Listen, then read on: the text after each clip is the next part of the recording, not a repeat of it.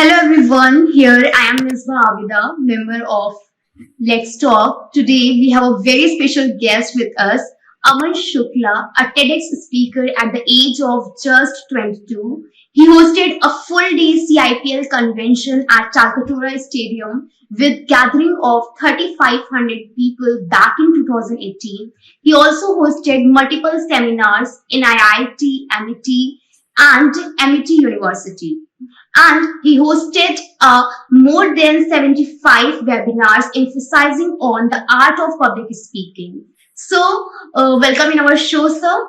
Thank you so much, Misbah.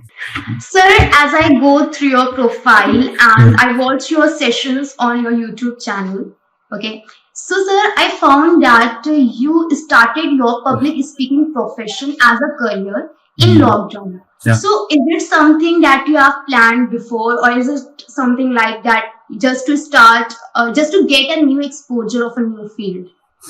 I think the latter one is the correct answer. To get this exposure of a new field. Like I was already into speaking when I was in school. जैसे आपके parents बोलते ना कि बेटा participate किया करो different programmes में तो थोड़ा एक्सपोजर मिलेगा. तो that's why I did it in school. So I participated in these competitions from like when I was in class 3rd. So अगर आप हर साल स्टेज पे जाते रहोगे from class 3rd to class 12, so कहीं ना कहीं वो फियर अपने आप कम हो जाता है. And then I started public speaking as a I didn't start it as a full time thing. बस मजे के लिए चालू किया था. I found a video on YouTube जिससे बहुत सारा सीखने को मिला. तो मैंने कहा यार ये तो शेयर करना चाहिए. So I made a video about it and I posted it on Instagram. So काफी अच्छा रिएक्शन रिव्यू मिला उस पे कि like 30-40 सेव्स आ गए थे, अच्छे खासे कमेंट्स आ गए थे. तो मुझे लगा चलो लोगों को पसंद आ रहा है तो इसीलिए काम करते हैं. Because I'm this kind of person कि मुझे लोगों के नजरों में रहना अच्छा लगता है कि तुम जानो मुझे मैं कौन वैसा वाला. And Instagram and public speaking showed me the same thing. तो स्टार्ट तो ऐसे मजे के लिए किया था, but then it turn into a full time thing. So I am pretty happy for that because बात करना किसी नहीं पसंद और उसके तुम्हें पैसे मिल रहे तो क्या ही दिक्कत है. Okay sir, I also here that कि आपकी जो टीचर थी वो कहती थी कि तुम्हें बात करने के भी पैसे नहीं मिलेंगे, but now you are proving them wrong in a certain sense. True. मतलब अब उस समय मुझे भी नहीं पता था कि मैं बात करने में वो करूंगा, बट ऐसा था कि उस समय दोस्तों से बात करने में ज्यादा बढ़िया रहता था. उस समय ज्यादा सेंस वाली बातें नहीं होती थी.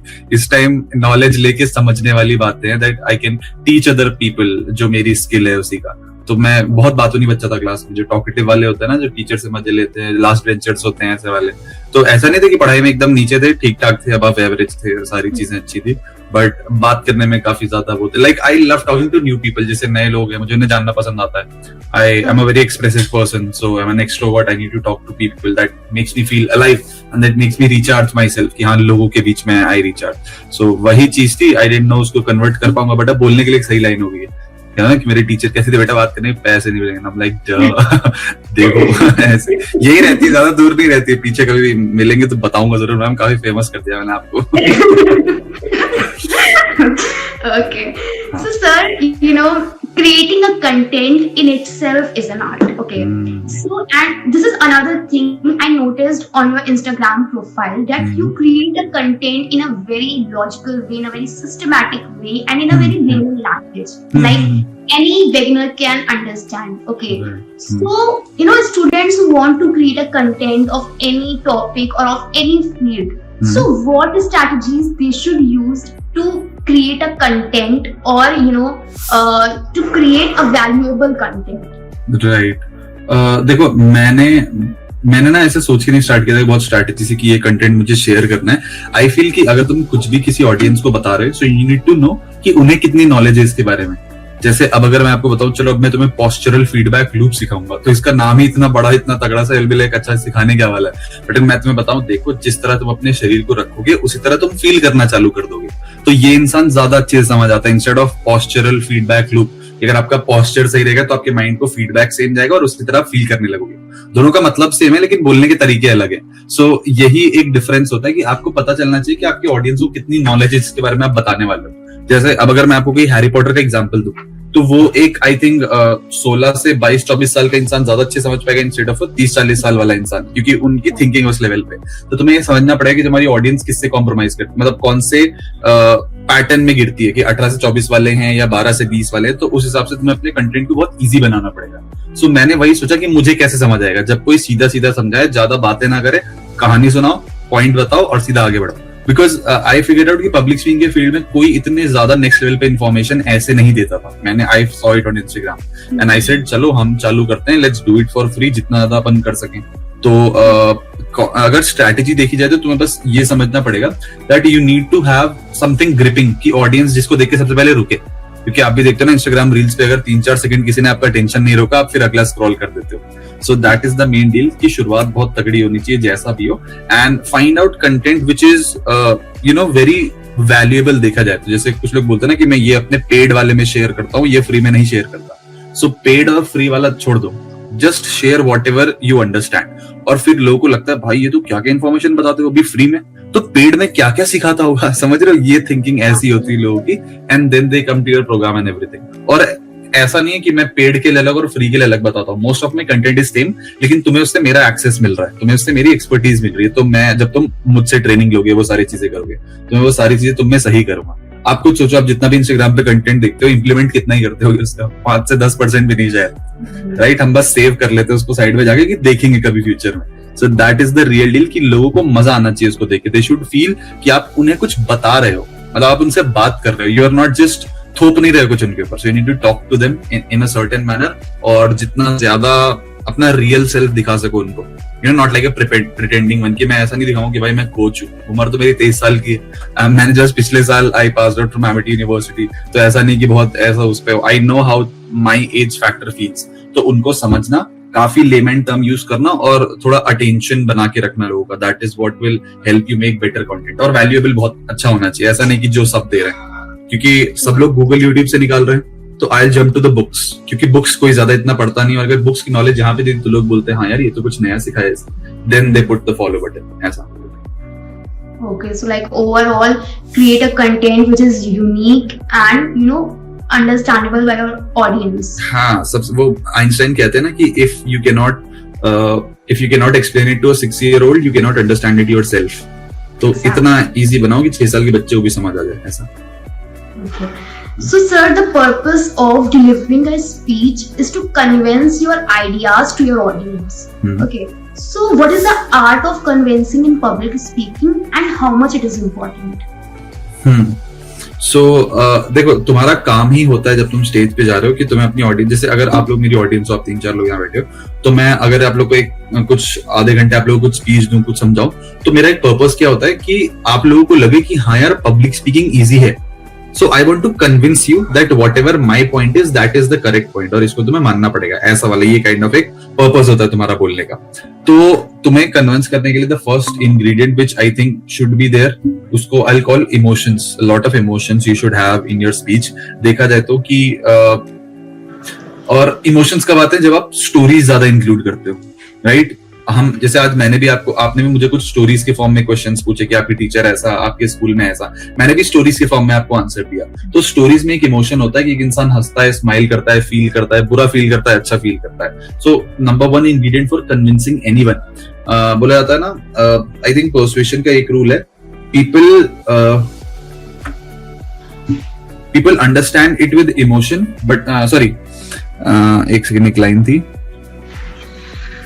मतलब तुम्हें सबसे पहले एक इंसान को इमोशंस देने होते हैं, उसके बाद उसे लॉजिक देना होता है.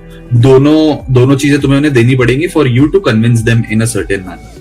तो सबसे पहले, जैसे मैं आपको एक प्रैक्टिकल एग्जांपल देता हूँ. जैसे आप किसी दोस्त से कभी मिलते हो पहली बार, ठीक है, कोई नया इंसान है, आप उससे मिले and you guys went to talking, कुछ खाया पिया आपने, सडनली आपको लगा कि अबे ये तो अपने जैसा है, एंड यूर लाइक, आप हाथ हंसने लगे, हाथ ताली मारने लगे, एंड यूर लाइक भाई कितना सही इंसान था, मजा आया इससे मिलके. अब आप घर जाके सोचते हो कि यार ये कैसे हो गया, इससे तुरंत इतनी दोस्ती 5-10 मिनट में, एकदम नया मिला, एकदम सही इंसान था, मजा आ गया.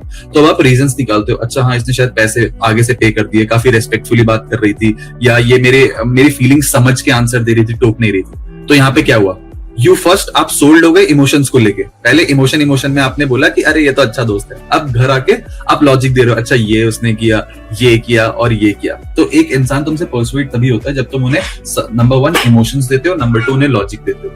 अगर लॉजिक नहीं रहेगा तो इंसान बाद में रिग्रेट करता है. जैसे आप मान लो शॉपिंग पे गए और आपने कुछ 3-4 हजार की चीज खरीदी जो आपको पता है आप एक बार ज्यादा पहनने नहीं वाले, तो व्हाट इज द डील? आप बोलोगे यार इमोशनली खरीद तो लिया लेकिन मतलब नहीं था, तो लॉजिक नहीं था ना खरीदने का. तो अब आपको बुरा लगेगा कि यार पैसे उड़ा के आ गई है ना बिना मतलब का. So that is the real deal. किसी को भी कन्विंस पर्सुएट करने के लिए आपके स्पीच में इमोशंस होने चाहिए बहुत ज्यादा, एंड देन लॉजिक भी होना चाहिए. अगर लॉजिक नहीं होता है तो लोग क्या बोलते हैं कि अब ये खाली बातें करता है, ये बातों वाला शेर है. कि मैंने बोला भाई मुझे लगता है राहुल गांधी को हमारा प्राइम मिनिस्टर होना चाहिए, और ये बोल के मैं चला गया. तो मतलब ये तो बस एक ओपिनियन है ना. इसके पीछे क्यों ऐसा लगता है तुम्हें, ऐसा क्या किया है उसने, what are the things which is done. तो ये जब पीछे मैं डालूंगा इसको बोलते हैं लॉजिक. तो अगर तुम सिर्फ अपने ओपिनियंस दे के निकल जा रहे हो, nobody will respect you. But अगर तुम अपने ओपिनियंस के साथ लॉजिक दे रहे हो तब तुम्हारी स्पीच काफी अच्छी मानी जाती है. So emotions and logic are the two main ingredients of persuading anyone with your speech. Okay. So that means emotion is directly proportional to your logic. yes emotion, जितना इमोशन होगा हाँ उतना होना चाहिए, बिल्कुल उतना होना चाहिए. और अगर ये दोनों प्रेजेंट होंगे तो पर्सुएशन के लेवल बढ़ने की ज्यादा चांसेस है कि ऑडियंस आपकी बात माने, बिलीव करेगी. So sir, as you said that you are fond of reading books. Okay. So definitely you also read books related to communication skills and public speaking skills, right? Right. So what books you will recommend to students who want to come in the field of public speaking and want to improve their communication skills? Okay. तो देखो public speaking में अगर तुम्हें कूदना है ना तो एक बुक काफी बेसिक है जो तुम्हें काफी अच्छी नॉलेज देगी, which is the quick and easy way of effective speaking. ये डेल कार्नेगी की बुक है, 200-250 पेजेस की, लेकिन इतनी बेसिक है ना कि मतलब तुम्हारा बेस बहुत अच्छा बन जाएगा उसको पढ़ के. अगर कोई बुक से तुम्हें स्टार्ट करना है about knowing what public speaking really is, तो उसमें बहुत ऐसे इंग्रेडिएंट्स है जो तुम्हें एक बेस लेवल पे सब क्लियर कर देगा. और उसके बाद थोड़ा और नेक्स्ट लेवल पे जाना है तो the art of public speaking, ये है भाई डेल कार्नेगी, उन्हीं की है. एक है quick and effective way of speaking and एक है आर्ट ऑफ पब्लिक स्पीकिंग. तो ये दोनों बुक्स आई थिंक तुम्हें पब्लिक स्पीकिंग की काफी नॉलेज देने में मतलब 50-60% are more than enough for you पढ़ने के लिए ये सारी चीजें. And then when you jump for communication skills तो जॉन मैक्सवेल की एक बुक है everyone communicates few connect. Everybody communicates but few people connect. और ये सच बात है कि बातें तो हर कोई करता है लेकिन कनेक्शन बहुत कम लोगों से बनता है. And that is where your communication skill, that is where तुम्हारी कम्युनिकेशन स्किल्स पता चलती है कि तुम लोगों से बात करने में कैसे, उनकी बातें कैसे समझते हो. कम्युनिकेशन स्किल्स की ये एक बुक हो जाएगी. और एक और है क्रूशियल कॉन्वर्सेशंस. वो तब के लिए जैसे कभी इंटरव्यूज के लिए आपको काम आ गया, कभी कोई बहुत इंपॉर्टेंट सिचुएशन है जहाँ पे आपको किसी के साथ परसुएड करना है, किसी को कन्विंस करना है, तो उसके लिए क्रूशियल कॉन्वर्सेशंस काफी अच्छी है. तो ये दोनों बुक्स अपनी फील्ड में for starters are very good for anyone. I think I recommend.